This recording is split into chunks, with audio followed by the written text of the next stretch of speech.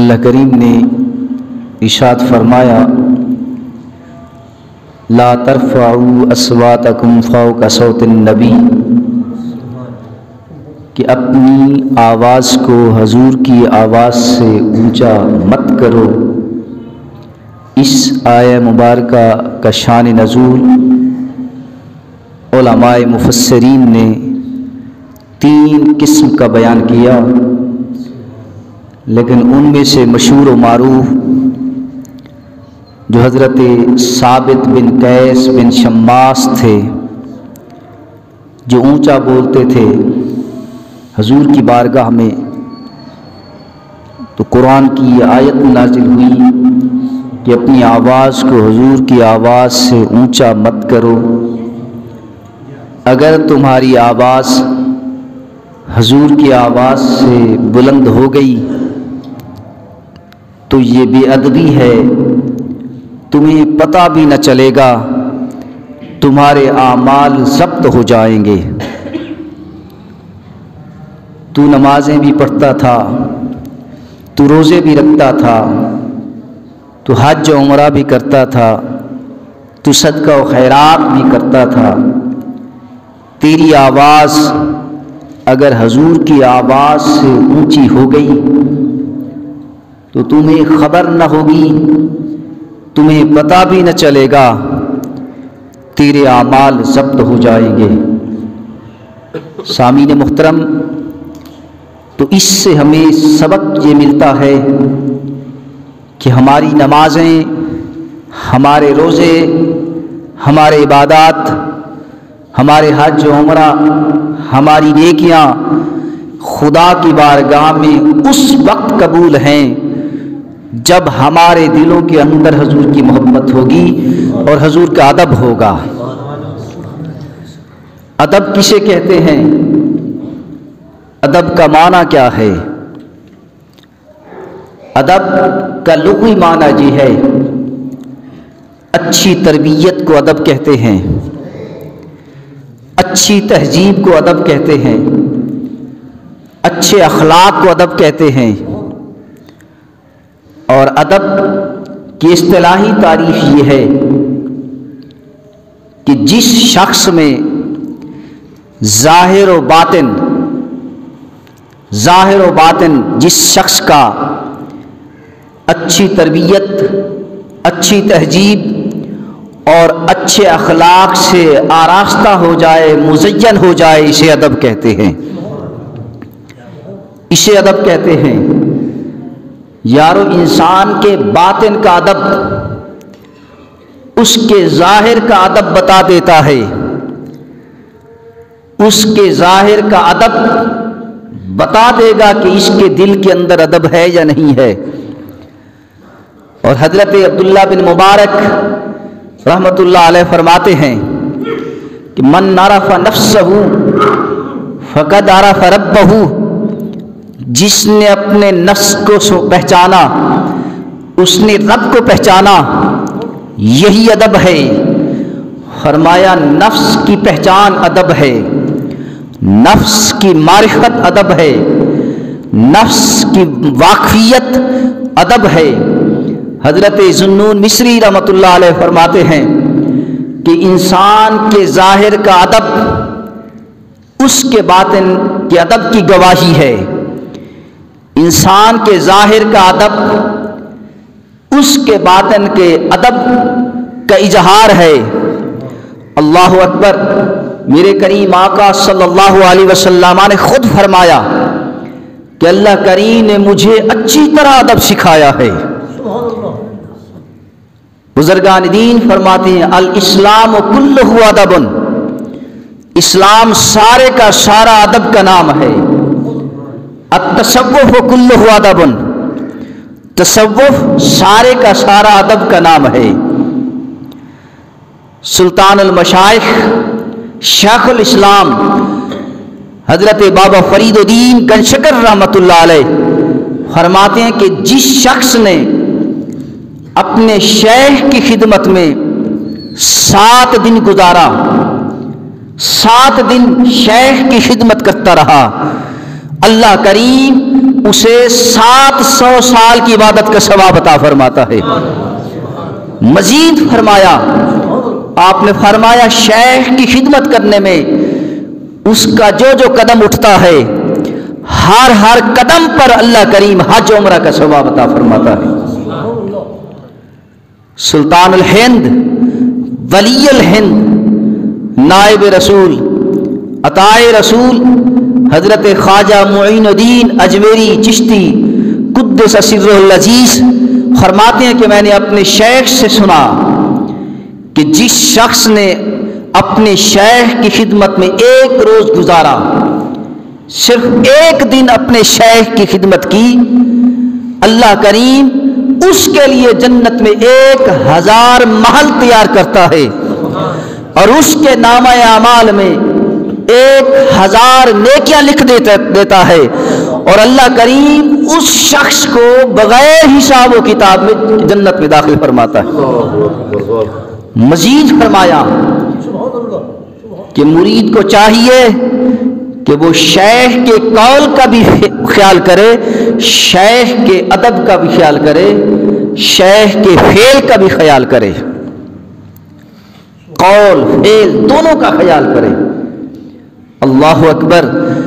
یہ ادب 2 قسم ہے، یاد رکھیے، ادب بالقول، ادب بالفعل۔ ایک ادب ہوتا ہے قول سے، بولنے سے پتہ چل جاتا ہے کہ اس کو ادب ہے یا نہیں، اور دوسرا فعل سے، اس کے اٹھنے بیٹھنے سے، اس کے کردار سے، اس کے عمل سے پتہ چل جاتا ہے کہ اس کو ادب ہے کہ نہیں۔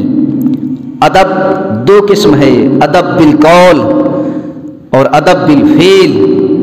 ادب بالقول اور ادب بالفعل میں سے ادب بالفعل زیادہ قوی ہے ادب بالقول سے، لہذا انسان کے اندر دونوں صفتیں ہوں، ادب بالقول بھی ہو اور ادب بالفعل بھی ہو، ادب بالقول بھی ہو اور ادب بالفعل بھی ہو۔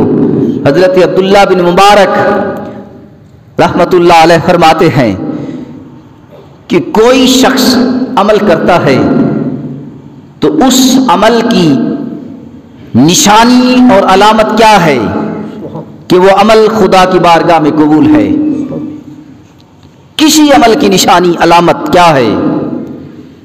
کیسے پتہ چلے گا؟ ہمیں کیسے اندازہ ہوگا کہ یہ عمل خدا کی بارگاہ میں قبول ہے؟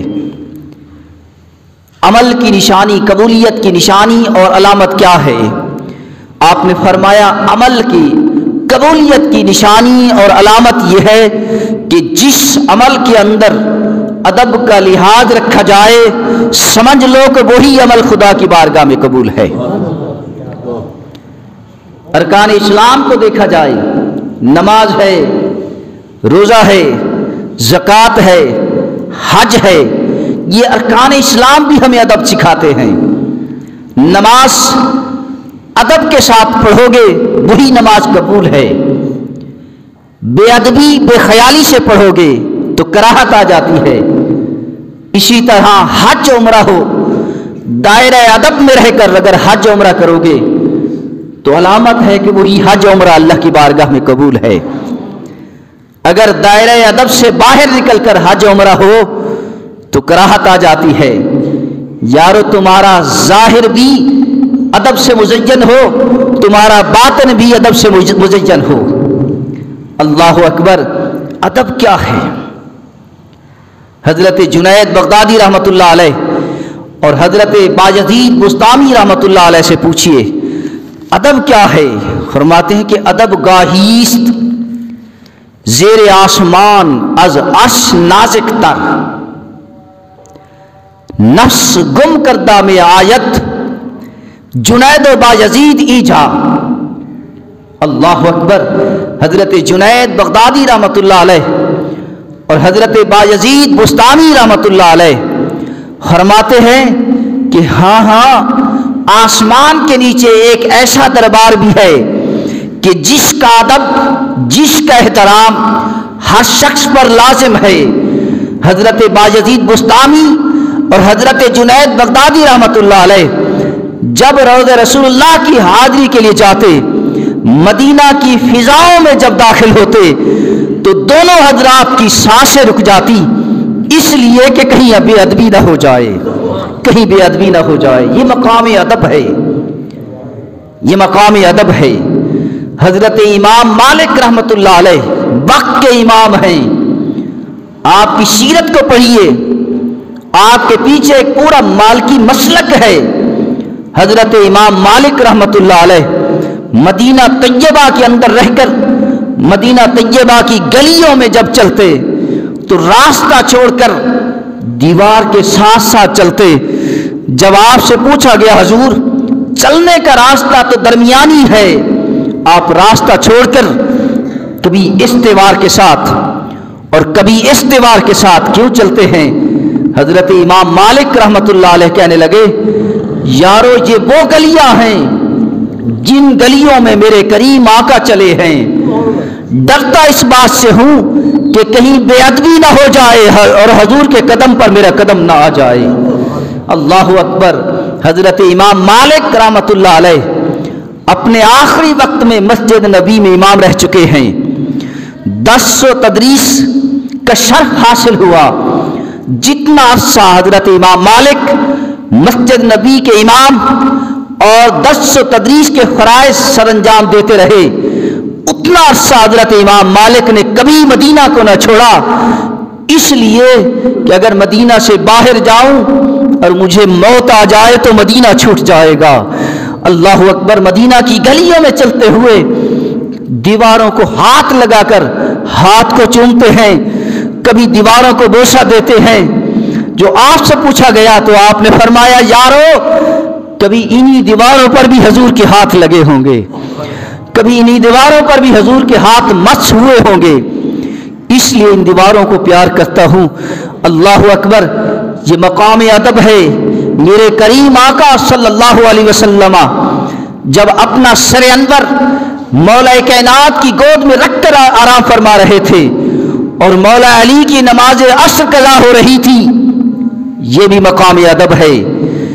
جب غار کے اندر میرے کریم آقا صلی اللہ علیہ وسلم حضرت صدیق اکبر کی گود میں سر انور رکھ کر آرام فرما رہے تھے اور حضرت صدیق اکبر کی ایڑی کو بار بار سانپ ڈس رہا تھا اور حضرت صدیق اکبر برداشت کر رہے تھے، یہ بھی مقام ادب ہے۔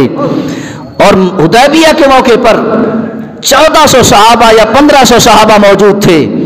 حضرت عثمان غنی رضی اللہ تعالیٰ عنہ کو جب میرے کریم آقا نے مکہ میں بھیجا تو حضرت عثمان غنی نے میرے آقا کریم صلی اللہ علیہ وسلم کے بغیر عمرہ بھی کر سکتے تھے، طواف کعبہ بھی کر سکتے تھے، لیکن ادب کا خیال کرتے ہوئے حضور کے بغیر حضرت عثمان غنی نے نہ بیت اللہ کا طواف کیا نہ عمرہ کیا، یہ بھی مقام ادب ہے۔ اللہ اکبر۔ ادب بزرگان دین سے سیکھیے، ادب کیا ہے۔ حضرت امام مالک رحمت اللہ علیہ فرماتے ہیں، حضرت امام شافعی سے فرماتے ہیں کہ اپنے علم کو کم کرو اور ادب کو بڑھاؤ، ادب کو زیادہ کرو۔ حضرت عبد الرحمن بن قاسم رحمت اللہ علیہ حضرت امام مالک کی خدمت میں 20 سال رہے، 18 سال علم حاصل کرنے سیکھنے میں اور 2 سال علم حاصل کرنے میں لگایا۔ حضرت عبد الرحمن بن قاسم فرماتے ہیں 20 سال جو علم سیکھنے اور حاصل کرنے میں لگایا، کاش وہی 20 سال میں ادب سیکھنے میں لگا دیتا۔ اور حضرت عبداللہ بن جلا فرماتے ہیں، فرمایا کہ من لا ادب لہ فلا شریعت لہ ولا ایمان ولا توحید، اور فرماتے ہیں کہ جس کے پاس ادب نہیں ہے اس کا تعلق نہ شریعت کے ساتھ ہے، نہ دین کے ساتھ ہے، نہ ایمان کے ساتھ ہے، نہ توحید کے ساتھ۔ اللہ اکبر۔ حضرت عبداللہ بن مبارک رحمت اللہ علیہ فرماتے ہیں کہ ایمان کا تعلق توحید سے ہے، جہاں توحید نہیں وہاں ایمان نہیں۔ فرمایا شریعت کا تعلق ایمان سے ہے، جہاں ایمان نہیں وہاں نہ شریعت ہے نہ توحید ہے۔ فرمایا شریعت کا تعلق ادب سے ہے، جہاں ادب نہیں وہاں نہ شریعت ہے نہ توحید ہے نہ ایمان ہے۔ اللہ اکبر۔ تو لہذا ادب و احترام آپ اپنے اندر اس صفت کو پیدا کریں، تمہارا ظاہر بھی اس صفت سے مزین ہو، تمہارا باطن بھی اس صفت سے مزین ہو۔ جتنے بھی آداب ہیں یاد رکھیے، جتنے بھی آداب ہیں، حضرت ذوالنون مصری رحمۃ اللہ علیہ فرماتے ہیں جتنے بھی آداب ہیں ان آدابوں میں سے شیخ کا ادب جو ہے کہ شیخ کا ادب خدا تک پہنچا دیتا ہے۔ آپ فرماتے ہیں کہ تم عبادت کرو، بندہ حق جب عبادت کرتا ہے، بندگی کرتا ہے، طاعت کرتا ہے، تو اس کی بندگی، اس کی طاعت اور اس کی عبادت اسے جنت تک پہنچاتی ہے۔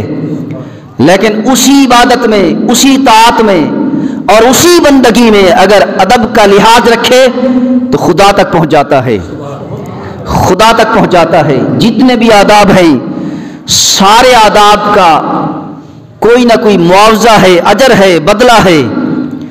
جو شیخ کا ادب ہے، شیخ کا جو ادب ہے، اس ادب کے اندر خدا کا دیدار بھی ہو جاتا ہے، خدا تک پہنچ بھی جاتا ہے شیخ کے ادب سے۔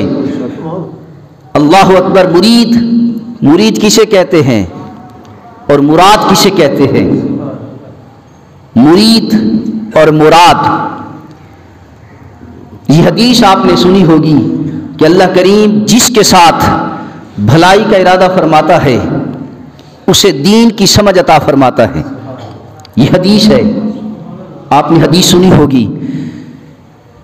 آج 5-7 منٹ اوپر بھی ہو جائیں تو میں اپنا مقصد آپ تک پہنچانا چاہتا ہوں۔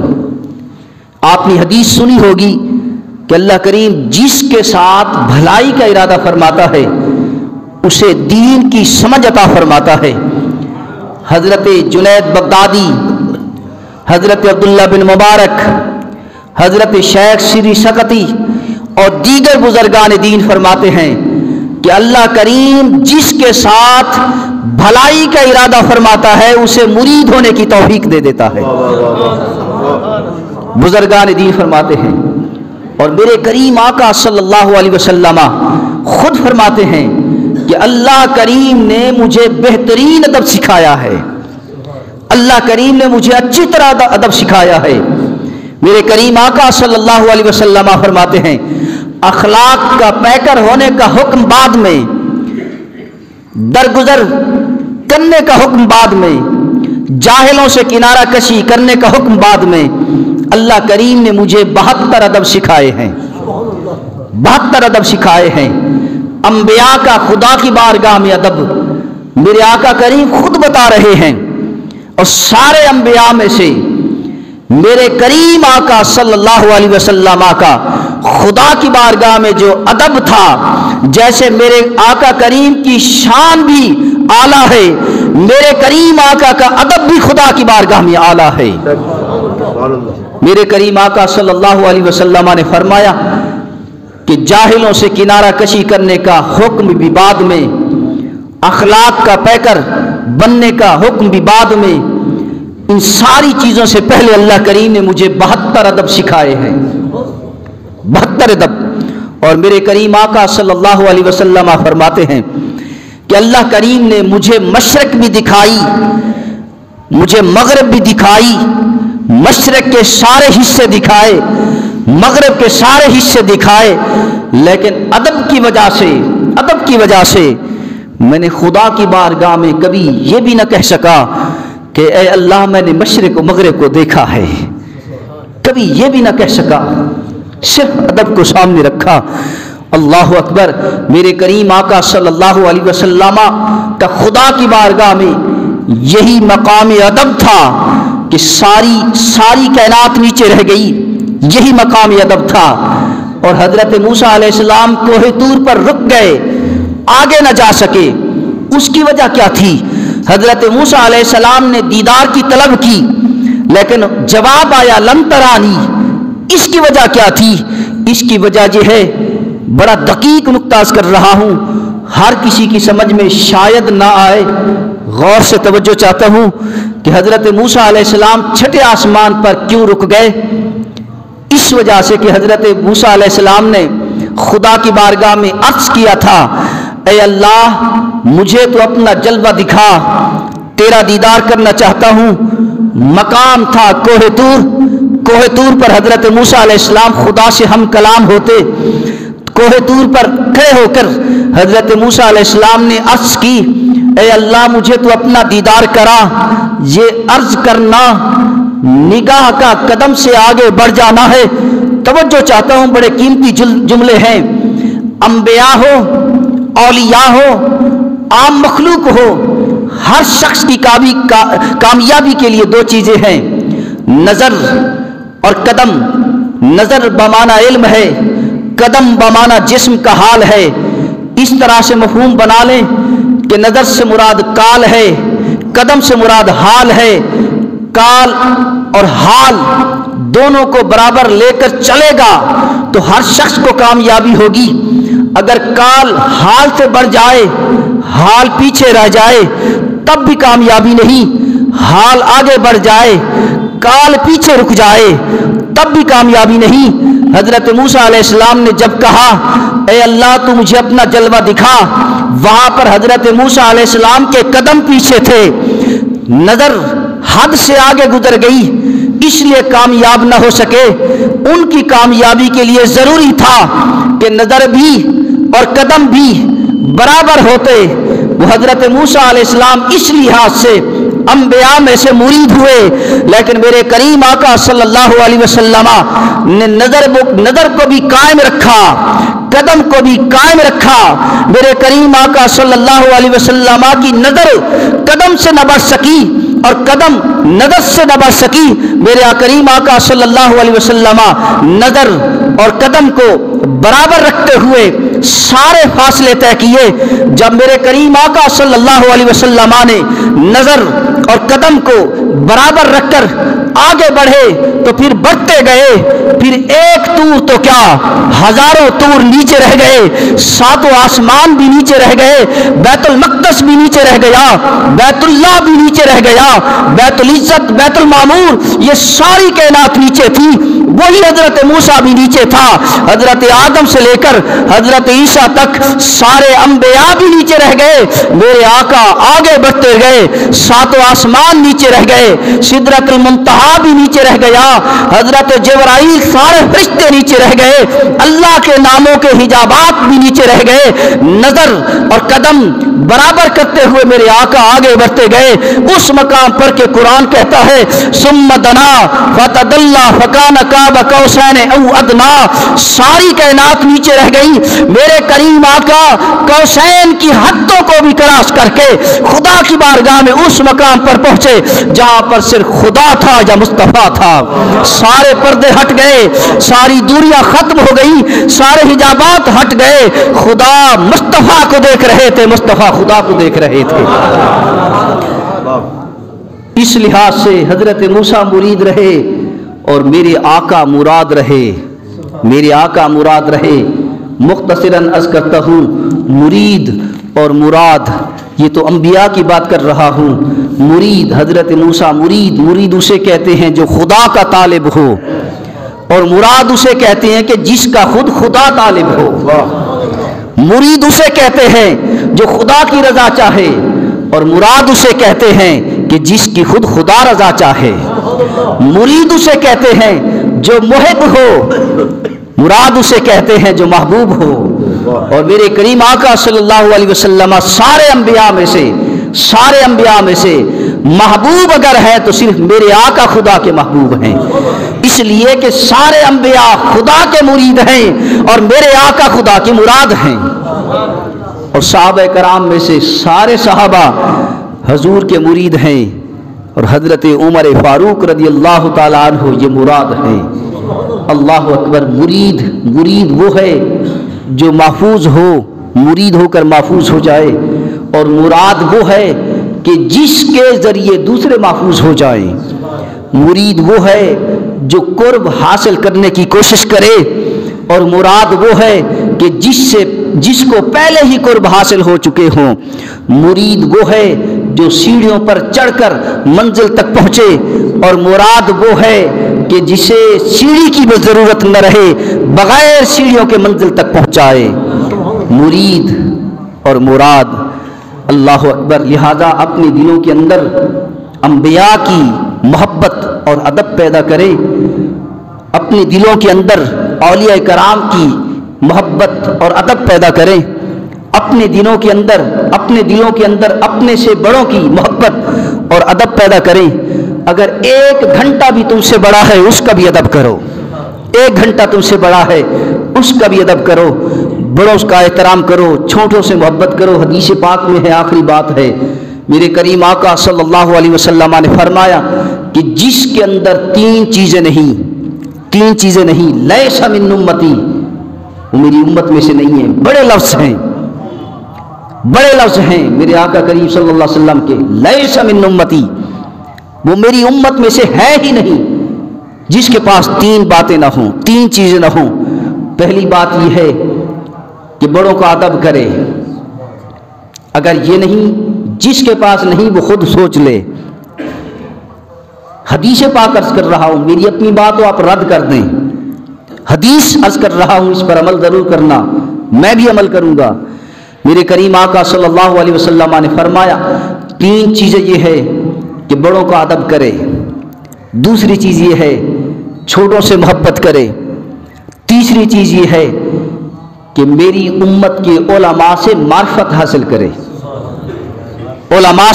حاصل کرے۔ لہٰذا ان 3 چیزوں کو بھی سامنے رکھیں، ادب کو بھی سامنے رکھیں، دعا کریں اللہ کریم ہم سب کو صحیح معنی عمل کی توفیق عطا فرمائے۔